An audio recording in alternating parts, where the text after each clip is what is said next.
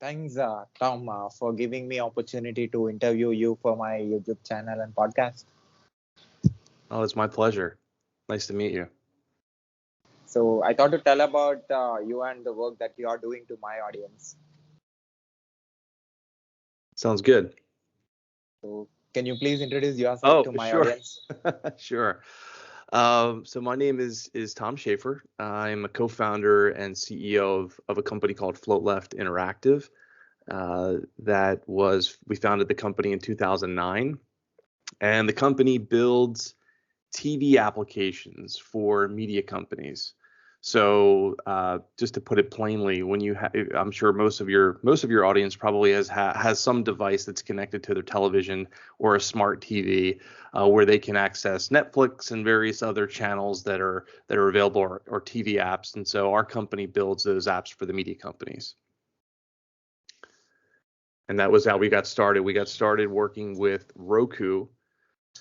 Uh, this is like mid to late 2009 when they were just getting started, and they didn't have any sort of there was no channel store, there was no way to really build any apps. But we had gotten in there because of my prior experience as an engineer at a financial company.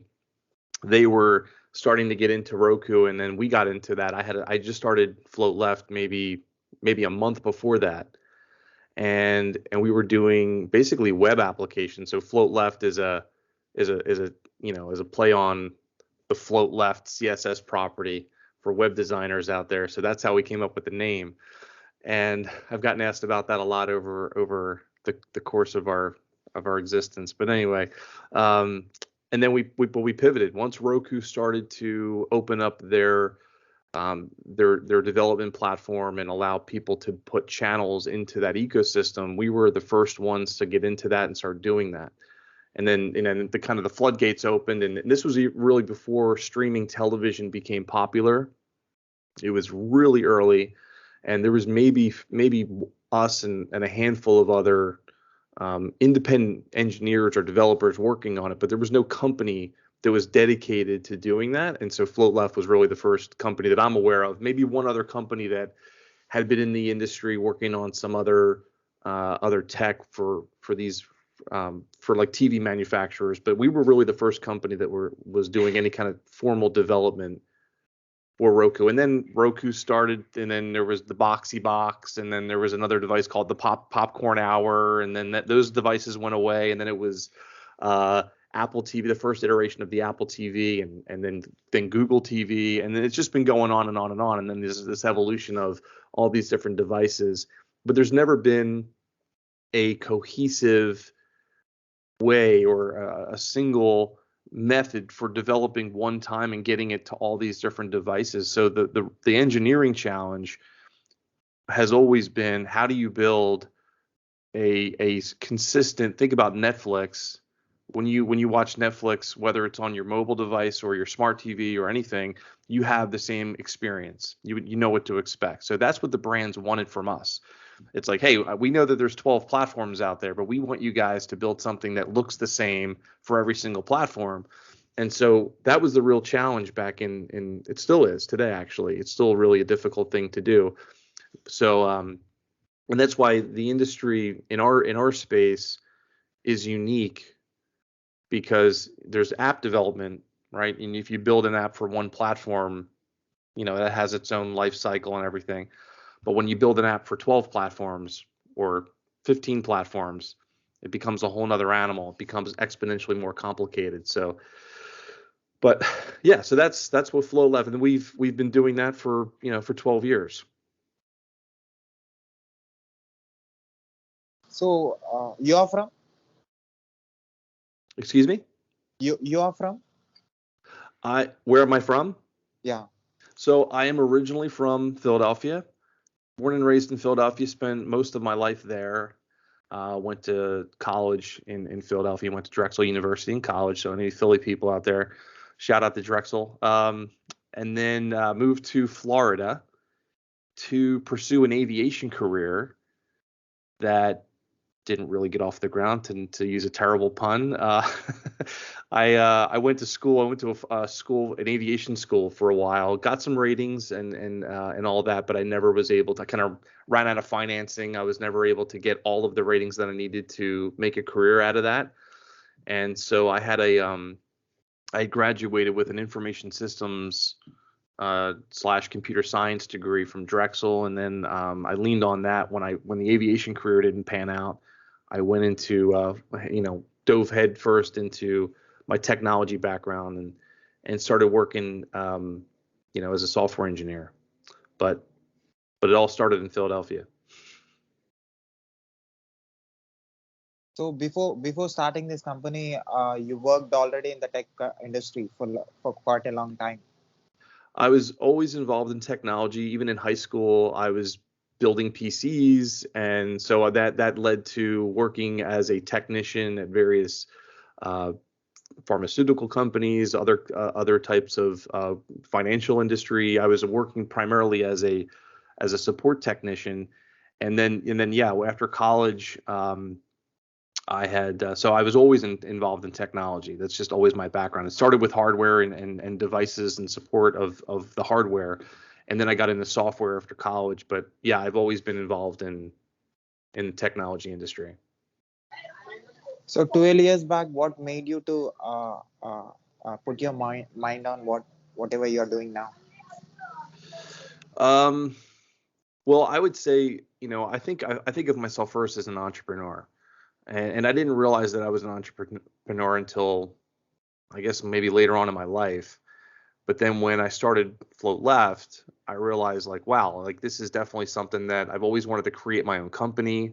I had admired, there was a handful of companies that I had looked up to, that I really admired their culture, and then I decided, yeah, I want to build a company like that. And so that's kind of how I got started. But yeah, I think I've always just thought of myself as an entrepreneur, and even as a kid, getting groups organized and taking initiative and getting people rallied around, whether it's primarily I did a lot of sports, organized sports and things like that when I was young. So that was really my start of it. But yeah, when I got into my professional life, I realized that there's things that I want that I wasn't getting in my jobs. And so I felt like, hey, I have an opportunity here to maybe create my own culture, my own company, and do things how I want to do things. So what is that thought that made you to create something that is not existed before? Well, I mean, if I'm being honest, I think we got really lucky in the early days of Flow Left because I wasn't interested so much in streaming media at the time. And it was just through my work, my existing job that I was working as a software engineer for this financial company that I kind of backed into it. There was this opportunity that came up where it was so obvious. And I realized that, that's not a common thing. And it's also not a common thing to be so early in a market that is emerging, an emerging market. Um, but yeah, I think we recognized pretty early on, like, wow, this thing with streaming and digital media is going to be huge. And but if I told you that I had this grand vision back then, and I'd be lying to you. It was more of a lot of it was being in the right place at the right time with the right people, and just recognizing the opportunity and just saying, hey, let's just go all in on this. And I've actually talked a lot about the idea, and I had no business experience, none at all. And I actually think later on that gave me an advantage, because I think if I knew what I was getting into, I think I may not have. I think I would have been a little bit more hesitant or timid, or maybe I would have thought like, hey, I need to get more information, but we were naive. We had no idea what we were doing, and we just went all in with everything. And I think that really helped us get through the challenging times, because we just didn't know what to expect. We didn't know what to be fearful of. So I think that was, but it was a combination of all those things that allowed us to start it and then accelerate through and make some things happen in the early days. So creating application which helps the company, that the television to reach I mean television applications, the streaming applications to reach all other devices, Yes. mobile, all other devices. Have you ever thought that this is too tough to understand and to create? Yes. Like every week we go through a period of time where we're saying, why did we sign up for this? It's torture sometimes. So, no, but I mean, I think that that's what makes any venture worthwhile, is if it was easy, that everybody would be doing it. And so we had such a jump start on the industry back in the early days, that we felt like, well, we've got all this momentum, we can't stop now. But I for sure, I mean, there were times where I had just written about this recently, where I thought I could probably count on, maybe, I don't know, maybe a dozen times or so over the course of our existence, where I thought, man, this is it. This is the end of the road. It was a good run. Hey, it was fun while it lasted, but we're done. That's it. We're finished. And then somehow, like at the 11th hour, something happens, and we continue on. And and then you get a little bit stronger and you get a little bit better through those experiences. But absolutely had so many times of doubt of the company, my own self-doubt, my own imposter syndrome that I always suffered with. Like, what am I doing? I don't know what I'm doing. This is not good. And I think, like, again, I think it would be, I definitely believe that, I would have been better served if I had better advisement and better guidance in the early days. But again, I think that there's something to be said about not having that, and just being so bullish and believing in and having this. And I read this other day, a really great phrase, this stupid optimism about, and I think that that's really, like, if you had to pick a superpower that an entrepreneur needs, I think it's just to have an absurd amount of optimism, and just being able to just power through the really hard times. That's the only thing that you can get. That's the only thing that you can do to power through the tough times. So understanding the connectivity between hardware and software, how much time it took for you to understand it in different devices? So, it's interesting. It's an ongoing process. It's never you never really land anywhere and say, okay, we've got it figured out. So, uh, you know, the industry is evolving. The streaming companies want more things. So I would say that, uh, in the early days, 2009 through maybe 2013, we were able to stay on top of it a little bit better. We were able to be a little bit more proactive. But in the last few years, the industry is moving so fast that it's really impossible for any of us, in the industry, to really be ahead of it, be ahead of the curve. So I think the best that you can do is understand where you best serve customers, and then say, okay, like in order for us to best serve customers, we don't need to know everything, but we need to know this sort of framed, sort of, um, knowledge base here that we can rely on, and have it be repeatable. If that makes any sense. So, but it's a moving target. It's never something that, like, no company really goes, oh man, yeah, we've got it now. It's always like, all right, what's next? And you keep moving. Which means you create an application with which users of different devices can use the applications in that application that you are providing very easily. Yep. Yeah. So we build everything from the interface and the authentication methods. If you're a paying subscriber, if there's subscription, part of that, if there's a subscription service as part of that, we build that as well. We work with other companies to bring some of that technology together. Um, but yeah, we work really hard to make sure that the user experience. I mean, I guess if I had to categorize where we spend the most time, it would be in the user experience or the customer experience. So making sure that they have an easy way of finding the service, because there's now just almost like endless numbers of streaming services out there. So we work with the companies to make sure that they can be found and discovered fairly easily, that when customers log in and start to watch, that they can do that very easily.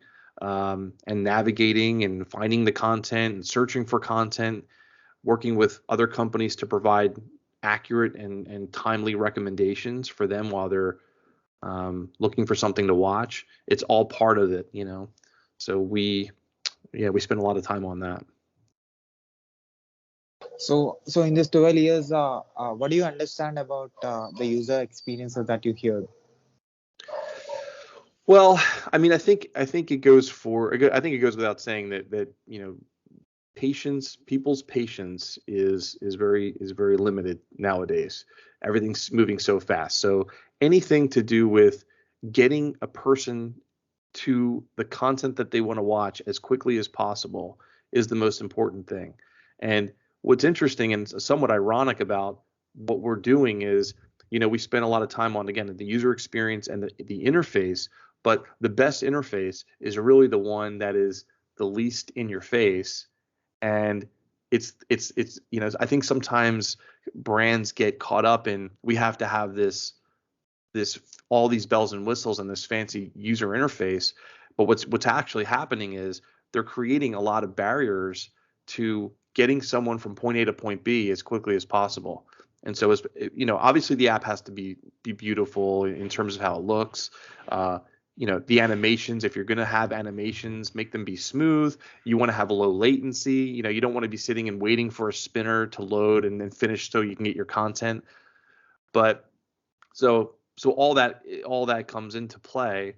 And accurate thumbnails, even like just the thumbnails themselves, there's so much thought and attention that goes into, is this a thumbnail, like if somebody's looking at this thumbnail, is this an accurate representation of what the show or the movie is, things like that. Like there's so many things that you don't think about, that all factor into the overall experience.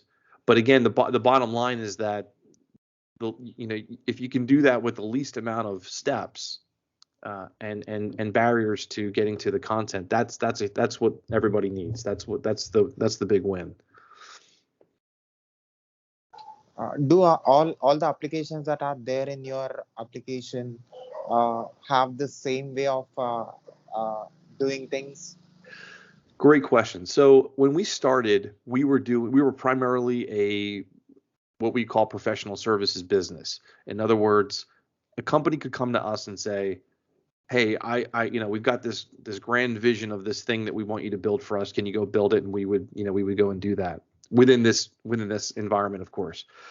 But as the business started to mature and the industry started to mature, we realized, like, okay, we need some sort of a call it a Netflix in a box kind of solution, right? So it's going to have, I wouldn't even call it limitations. It has parameters, it has boundaries around it. In other words, like rather than spending 6 months on building something, we can deliver something in 30 days to a client. But they are going to have to adhere to a template, more of a template approach to that. And we developed a product called Flycast a few years ago that serves that demand. So to answer your question, it didn't always start that way, but it evolved into a product offering that had very defined features and a look and feel and everything to it. So how many users you have? Oh man, across we've deployed hundreds of applications over the years. Some of those have been migrated into other brands, but I mean, I would say millions. I mean, tens of millions of users using, possibly even more than that, using our applications out there. So have you ever felt very tough, because a lot of people, when you started, it was zero. You don't have a business experience. Now the thought that you implemented reached everywhere, and you're being the owner of that creation. I think I understand the question. Can you rephrase it for me? I'm not sure I'm Um, following. Before coming into this, before starting the Mm, business, you have no business experience. right. Now after starting it, it reached everywhere. Your thought reached everywhere, Mm. and you made things possible. So, how is this feeling? Oh, that's a great question too. It's amazing. It's the greatest experience I've ever had in my life, other than my children being born, maybe being married. It's having a family, I should say. It's the greatest thing I've ever could ever experience. It's so rewarding, and if you think about people that are creators, if you think about someone who's a creative person, I think that building a company is the greatest form of creative expression that you can have. It's just the canvas is huge, and there's different dimensions to the canvas um, when you're building it. But yeah, it is the greatest experience of my life. Yeah, and you know what? No, I mean, I can say that now as the business has been successful, but I think even in the darkest times, I knew that we were doing things that were hard, and it it still felt good that we were kind of going through that. I mean, it doesn't always have to be like rainbows and unicorns and celebrating all the time. I mean, even in the hard times, that you know that you're growing, that you're learning, that you're getting better, and you just feel like, okay, now after that terrible experience that we've just had, I can take all of that energy and focus into us being better for the next quarter or the next year or whatever. So the whole thing, certainly the wins, but even the losses that we've had, and there's been a lot of those. I wrote about this recently, where there's been so many failures, so many pivots over 12 years, just hitting a wall and going, well, that didn't work. Okay, and let's just move on and try something else. And then finally you figure things out.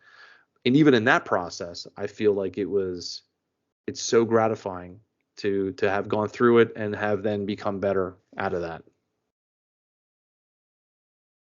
So, what do you understand the connection between technology and business?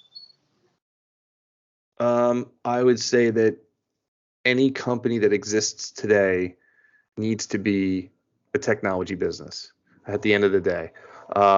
It's a Every company needs to be technology enabled. If you're not a technology company, I mean, I would certainly say, like, in the streaming space, for sure, all the companies that are producing content and going straight to the consumer on these devices are technology companies. They're technology companies, sort of, concealed by the media, but everything that they do is driven by technology. And so it's essential, it's critical. So, how many countries are using your app?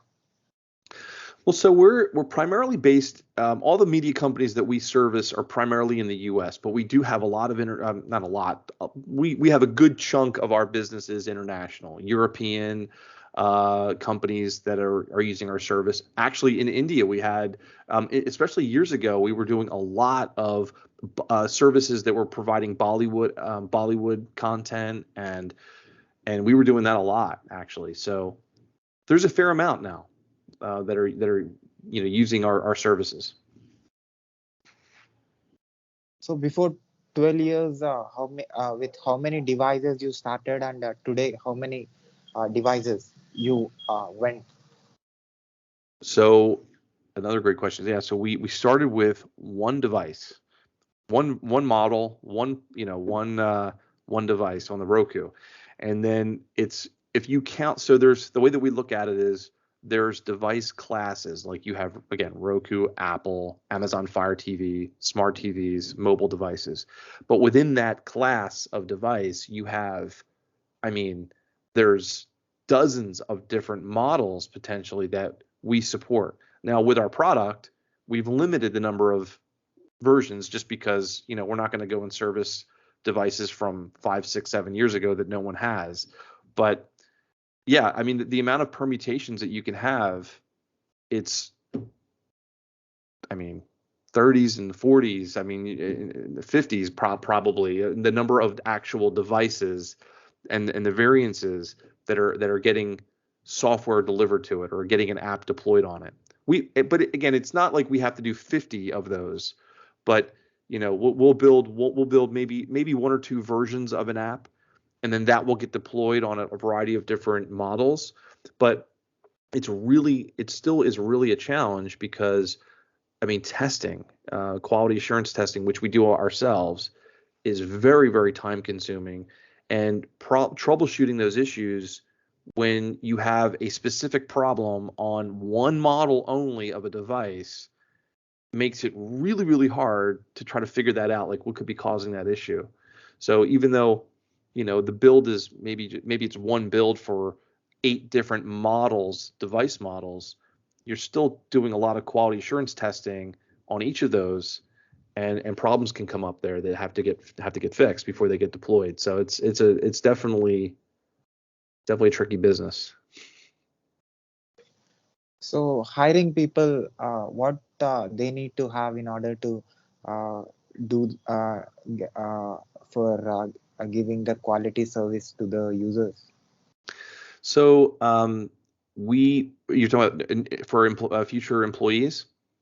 Yeah. So I mean, the bulk of our team is made up of, I mean, software engineers and project managers, operational type folks.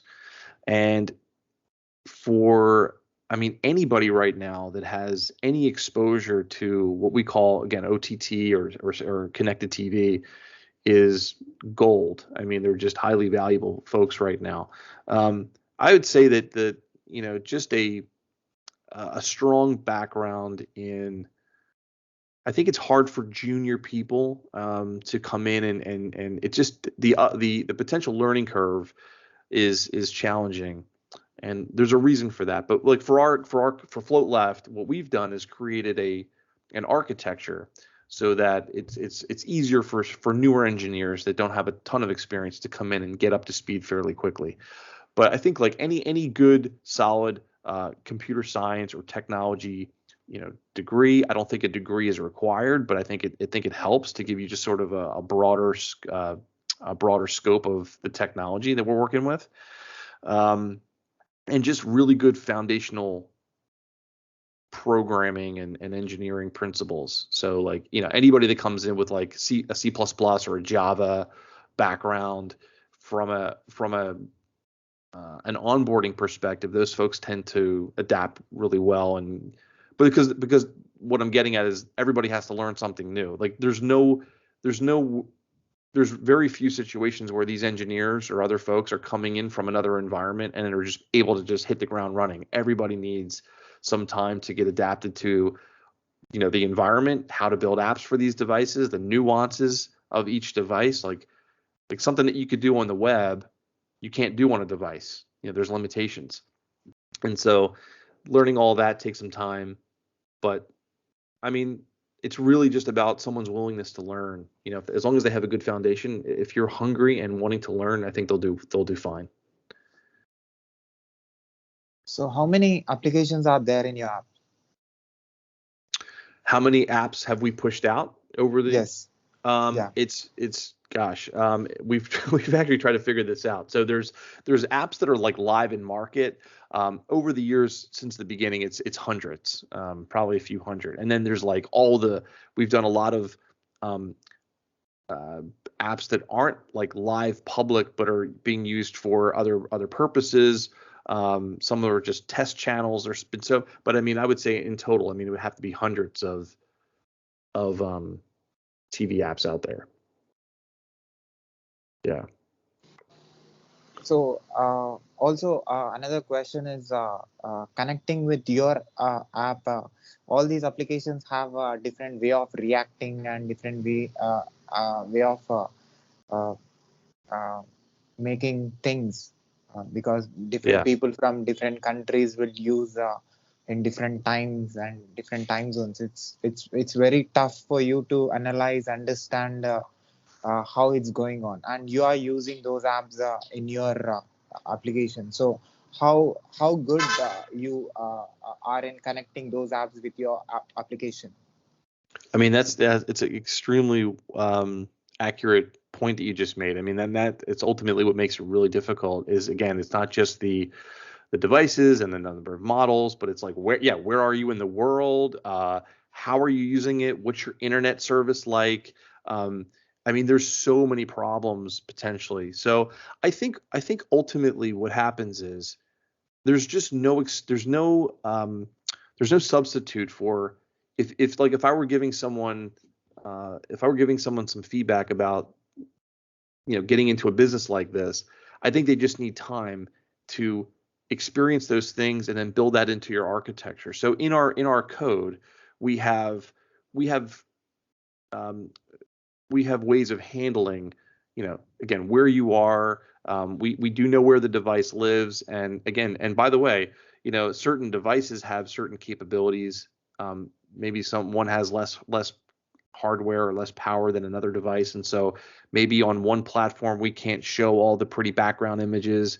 Maybe we have to suppress that for a different device. And yeah, and again, environment comes into play. I think it's just about the experience of, like, we've done this enough times where we know that if you're in this location, okay, these things are going to be a factor. So when we go through our testing process, there's our base foundation of things that we're looking for to test for, but then there's also like location specific or environmental specific things that could create problems that we also try to test for as well.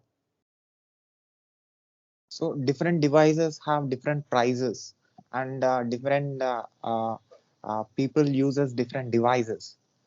So you are pushing your apps into those devices. So so you are trying to make all the level people, like from poor to rich, uh, they're gonna use these applications through all these devices. So it's Hmm.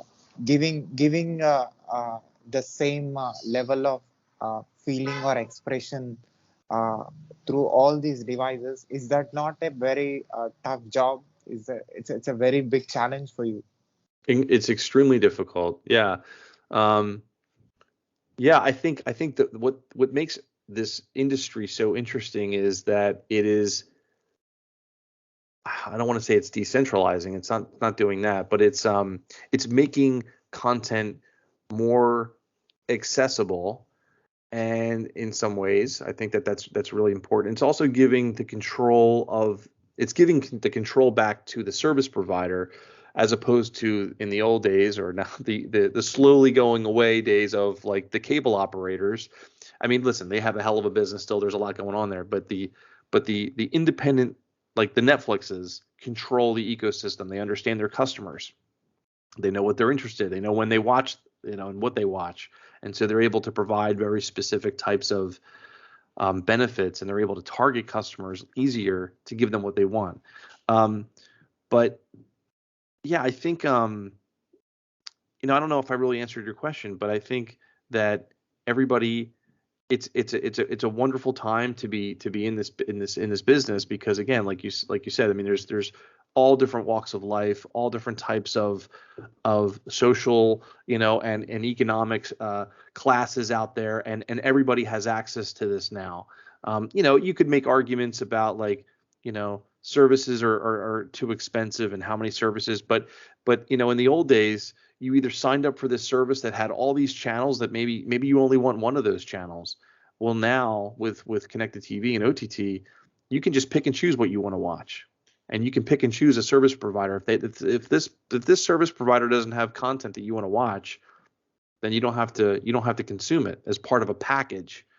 And I think that that's been really interesting.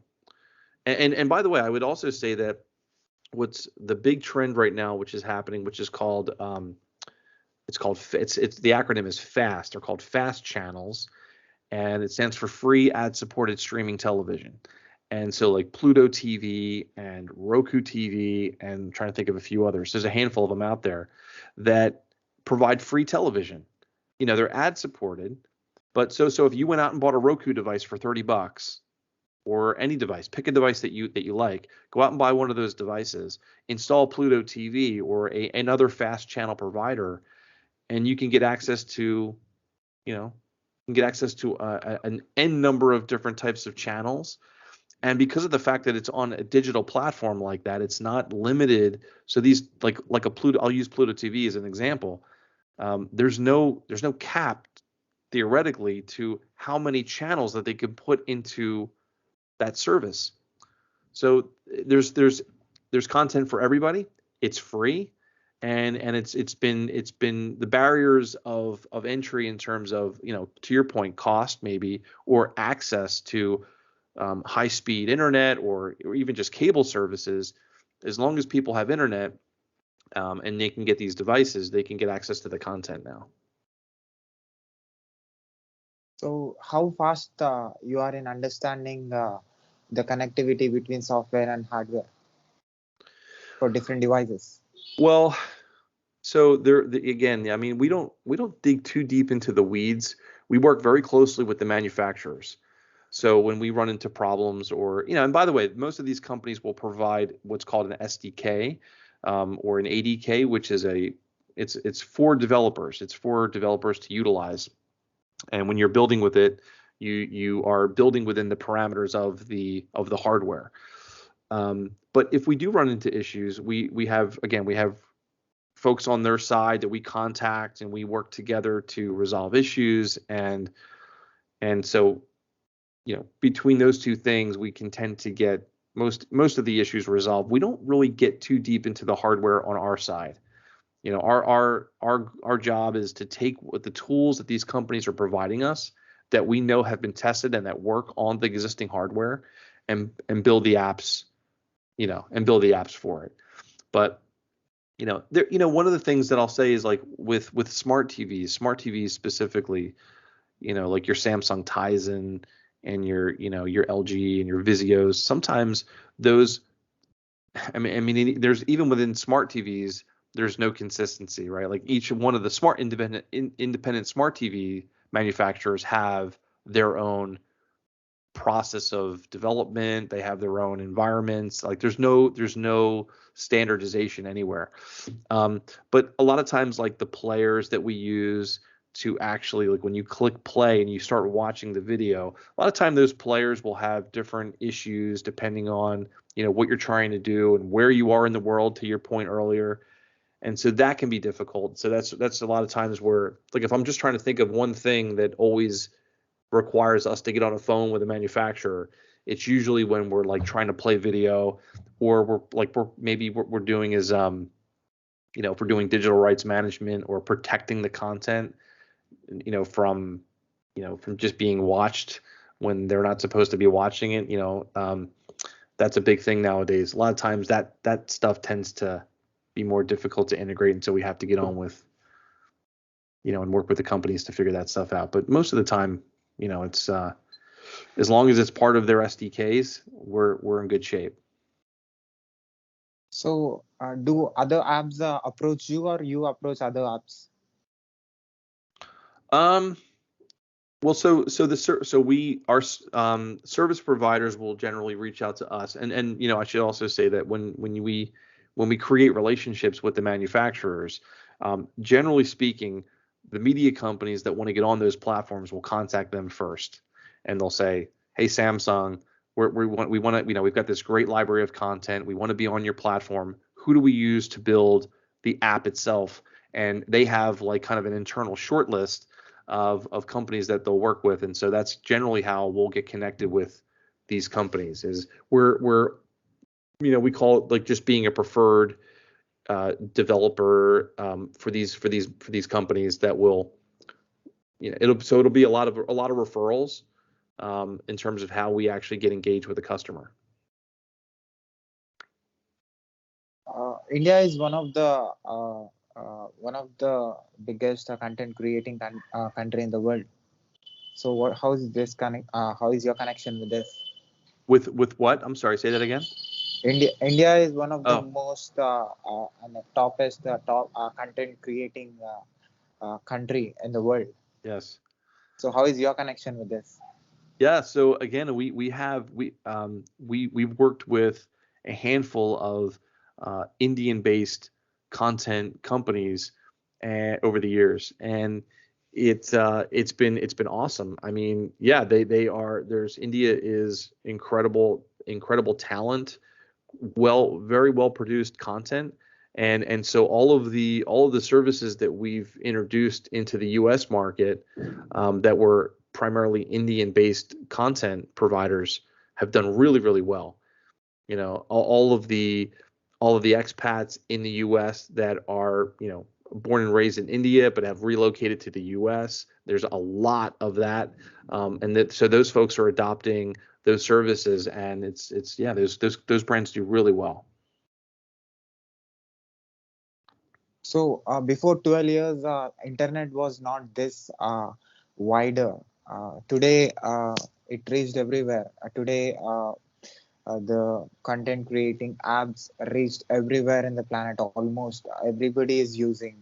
Out of 10, 8 to 7 people are using, having their own devices, watching it from anywhere, sitting in the car, bike, bus, so uh, giving that user experience, the best experience, and making them feel satisfied, and uh, working very hard. And it's really very tough for you to be consistent and to give the quality service. How you managed it? So when you get enough of a pool of customers that are servicing that are creating that have a service that's being distributed to enough devices in enough locations, patterns start to emerge of what are the things that work really well. It doesn't matter about what type of content that you have or anything else. Like you can really strip it down to say there's a handful of things that all services need to do really well, and load quickly, find, again, easy to navigate, all that type of stuff. And so it really just comes from being in the trenches, learning, working with the customers. Each of our customers and our clients have teams that do tons of research on this to figure out, what are the best features based on the type of content that we have and where we're delivering this content. What are the best features for our audience? And so again, like, we collect all this information from all of our customers, and we look for the patterns, and that's all that information has been funneled into our product offering. So you could look at it and go, everything that's in here theoretically should work really well for all of our customers, wherever they are, whatever device, and for any type of audience. So it's really just about having the data and finding the patterns, and then pushing that into your product offering, and then just making sure that all those points are hit. So Have you worked with Starlink? Starlink, Yeah, we have not worked directly with them. Perhaps indirectly with one of their. Is that an MVPD or a cable provider, or a it's an satellite company? internet, Oh, internet. ISP, internet Okay, service ISP. provider. Yeah, no, I don't have any experience with them directly that I know of. So, which application is are doing well? Um, Gosh, that's a great question. It's when you say well, it really depends on how the services are being utilized. So some companies use OTT services as a complementary offering to, maybe they're still being distributed on cable services, or cable networks, but they use OTT as kind of a place where they put maybe like a different type of content, or they have exclusive content on the devices, on the app. And then in other cases, we have brands that are, really just like going to market with this is the only thing that they're doing, and it's their only aspect of their business model. And we have those types of companies all over the place. We also work with a lot of like faith-based service providers. So they just want all their when you say, are you doing well, when all they care about is making sure that the congregation, all their members, get access to maybe the services on Sunday or something like that. So it really depends on what the goals of the business are, and they're very broad. But I would say that the brands that are just looking to, bring a great library of content to the market and monetize it through advertising and or subscription services are doing extremely well. Um, Crackle TV is a brand that we had worked with in the past. We had worked with NBC Sports. Um, all these brands have done extremely well in OTT. We've done even music channels. So there's a service provider called Tidal Music in the U.S. that has we've developed applications for. A lot of the big, but we did all of the Viacom, like the Comedy Central, the Nickelodeon channels, all that stuff in the U.S. and those brands have done extremely well on OTT over the years. So what next? What you're going to do next? Well, so my time at Float Left is slowly coming to an end. So I think it's probably appropriate to end with that. I will be exiting the company at the end of the month because what's happened is, and I should just say, in 2019, Float Left was acquired, and the business, the company that acquired Float Left is called iMedia Brands. iMedia Brands is now creating what's called iMedia Digital Services, and so that unit is now taking the Float Left brand and technology, infusing it into a whole different type of, still OTT, still going to be focused on OTT, but going to be doing a lot of really interesting things with retail data and other types of analytics information. But again, to be clear, Float Left will persist even without me. But it's been a hell of a journey for me. So for me, what's next is I'm building a consulting business. I'm working with entrepreneurs, helping them become better, helping them build better brands. Focused really right now on solopreneurs, trying to help them get businesses established and working just more as a mentor, a strategic coach. And I'm really excited about all that. I learned a lot from working at Float Left for all these years and learning on my own of how to be an executive, how to be a CEO, and how to be a good leader. So I'm really trying to funnel all that into helping the next group of entrepreneurs that are coming up. So you started it?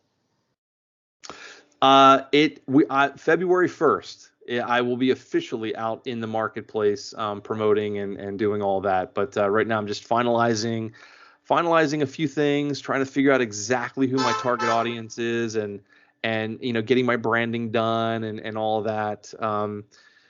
Learning LinkedIn. We got connected through LinkedIn. So really trying to figure out the ins and outs and the intricacies of that platform. It's been really great. But it's what's really cool for me is and exciting is the stuff that I'm doing. Like I'm building my own business for myself. So I'm kind of now a solopreneur. I'm becoming a solopreneur. So I'm really excited about taking everything that I'm learning from my own journey and funneling that into LinkedIn and then building an audience that way and saying, hey guys, like I'm doing all this work. I'm trying to figure these things out. And again, feeding that back to people that are behind me, just like other people ahead of me that I'm following that I really admire and think are doing a great job. So it's like I'm kind of like on a similar journey that my customers would be potentially, or my clients would be. So it's really exciting. So how many mediums are you're going to use it in order to give this service, and what are those services?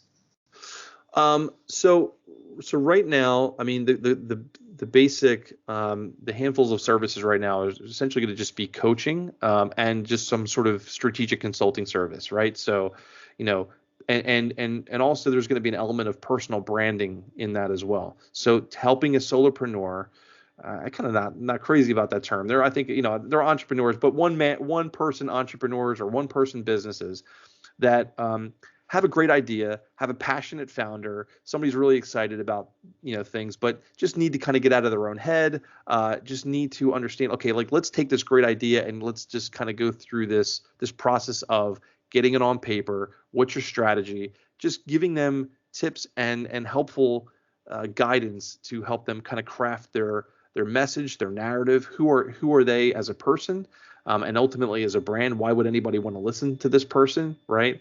So helping them get established in who they are and who they want to present to the world, and then really just come up with some strategy around like for things like process, automation, how to help them scale, how to help them really work through a lot of the really difficult things, how to come up with content marketing, and how to work LinkedIn, and all of these things that they're going to need to know. So that's really what I'll be doing in the beginning with most people. I'm sure your experience to them, the new entrepreneurs, solo entrepreneurs, who are going to start the business, are listening to you, understanding and taking your advices and Hmm. implementing it in their own business. I'm sure they're going to create a lot of wealth because you have seen the great things already. Yeah, absolutely. Yeah, like I said, I have a lot of experience. I've made a lot of mistakes, which gives me just more data to share with people. And like I said, I'm just really passionate. I've always felt like, gosh, I wish I had a mentor. I wish I had an advisor. I think back in the beginning of my early days, if I had that coach, that person that I could just bounce ideas off of and just get feedback from, the path would have been still difficult, but not as painful. And I feel like it's almost a responsibility of mine now to take everything that I've learned and really try to apply it to help other people. So that's really my goal.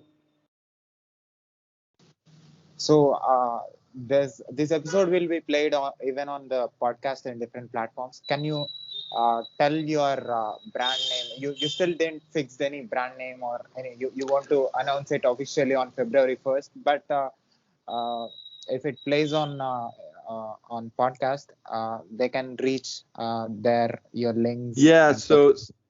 so the website will be thomasschaeffer.co. Is the website. Company name, the company is actually called Thomas Schaeffer and Company.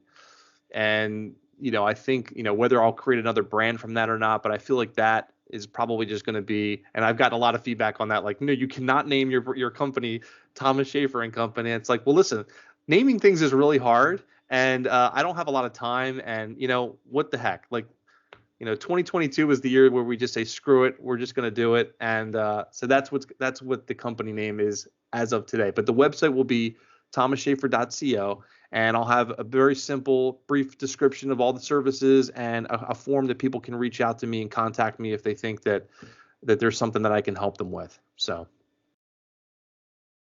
You want to give service to all the country people. yes, for sure. Um, I say that now. Maybe that'll change in the future, depending on scheduling and everything. But I mean, at this point, I want to get in front of as many people as possible. And if there's someone in another part of the world that needs some help, and I can give it to them, I would love to figure that out and how to work with them. Can you spell your website? Sure, Thomas, Thomas, S is Schaeffer. So Thomas, Schaeffer.co. thomasschaeffer.co. Awesome. I'm sure in the next business of yours, you're growing. You will create more impact than, with the experience that you already have, and also like it's an inspiration for a lot of people who will be watching and listening to our conversation because you started as an engineer and you studied in a college and you came step by step without any business experience. You went very far. You saw everything. The work that you did reached millions of people. So that's a great achievement for any human being. So I'm sure that in the next business that you are going to start is going to do more than what you did before, Mm. and with the understanding that you have with the software and hardware, and I'm sure the team that you hire or the people who comes with you will add value and make you reach more than what you reached before. So that was a very, very nice thing to say. I appreciate that. Yeah, I really do. It was a pleasure meeting you, and I think you're a heck of an interviewer. I got to be honest. Like, I don't know how you were asking these questions. Really, really great job. It was a pleasure to meet you, and I thank you for your time. Yeah. So I want your observation. You saw a lot of content with your eyes in your experience and all the platforms that you worked that you saw. So what do you say about my videos? Have you seen any videos of mine? If I'm being honest, I just started to get into it. I think you definitely have the thumbnail figured out. I started watching a couple I started watching a couple of those interviews, and I think you got a really great thing going on here. I think you just need to. And how long have you been doing this? From last 1 year after COVID. When Okay. when COVID started, I started doing this. And so you can relate to how much you're learning as this process is going forward. I think you got a great thing going on here, and I think you're just going to keep getting better. But I think from what I've seen already, I think it's great. It's a very casual kind of conversation, and I think the format is great, and I think you're doing a great job. Just keep Uh, doing I it, did man. I did masters in software engineering, and Okay. I did a graduate bachelor's in computer science and engineering, and I also trained as cloud engineer, AWS cloud engineer, and uh, I just wanted to understand what the great experts like you who are already in the IT industry. I didn't work in IT. I want to work.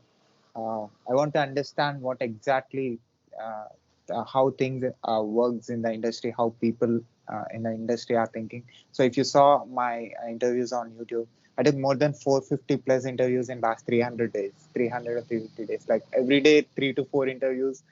All are extremely influential people, experienced, and their experiences will directly create impact on the newcomers or people.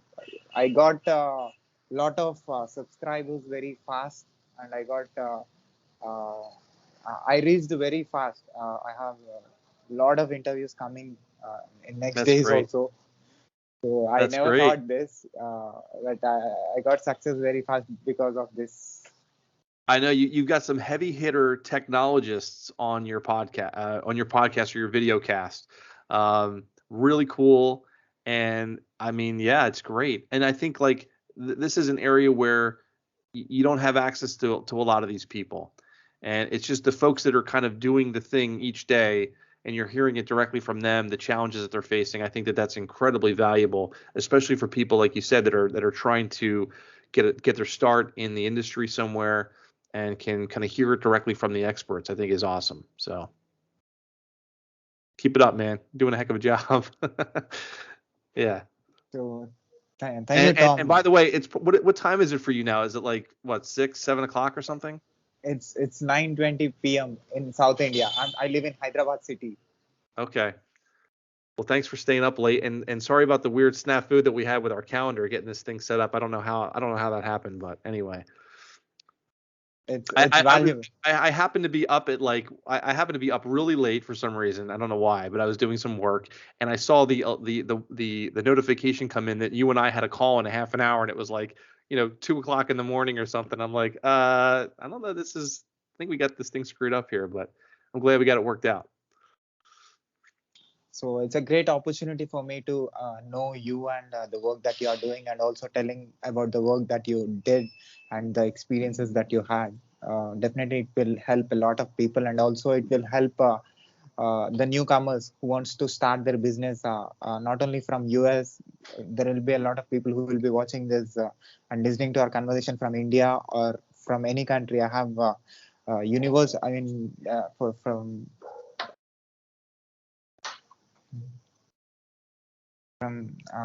people from all other countries. I'm sure they will listen to you, and definitely your advices, your valuable advices will help them in growing their business. Oh, that's great. I mean, that's why I wanted to do this. So I hope I can yeah, help anybody out there in any way. Can I put this video on my YouTube channel with your permission? Of course. Yep.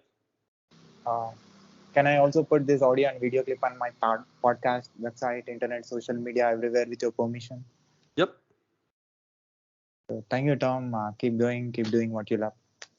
Same here, and same to you. Thank you, Sai. It was great to speak with you. Yeah. Bye. Bye.